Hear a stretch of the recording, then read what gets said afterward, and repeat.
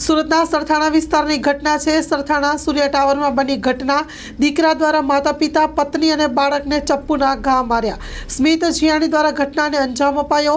ઘટનાને અંજામ આપ્યા બાદ સ્મિત પોતે પણ ગળાના ભાગે ચપ્પુ માર્યું।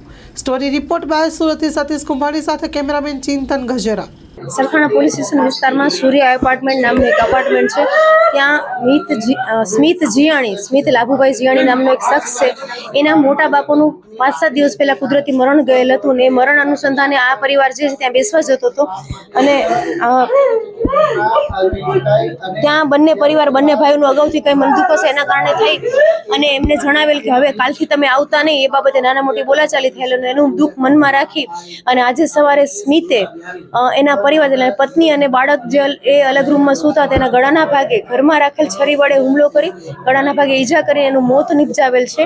અને એને માતા પિતા જે છે એને ગળાના ભાગે ઈજા કરેલ છે અને એ ઈજા કરતી વખતે કે હું એકલો થઈ ગયો, હવે મારું કોઈ નથી, આવું બોલતો જતો હતો ને એને ઘા મારેલા હતા અને એમાં એના માતા પિતા હાલ હોસ્પિટલાઇઝ છે અને પોતે પોતાની જાતને બંને હાથ ઉપર નસો કાપેલી છે અને ગળાના ભાગે પોતે પોતાની જાતને ઈજા કરેલી છે। એની હાલત પણ ગંભીર છે અને એ પણ અત્યારે સારવાર હેઠળ છે।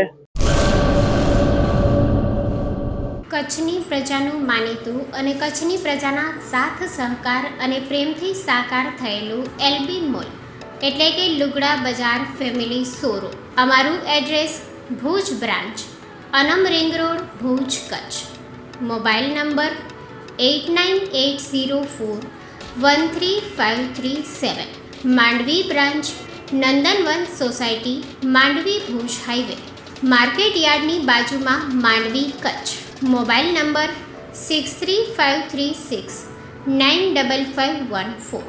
નોંધ: રવિવારે આખો દિવસ શોરૂમ ખુલ્લો રહેશે।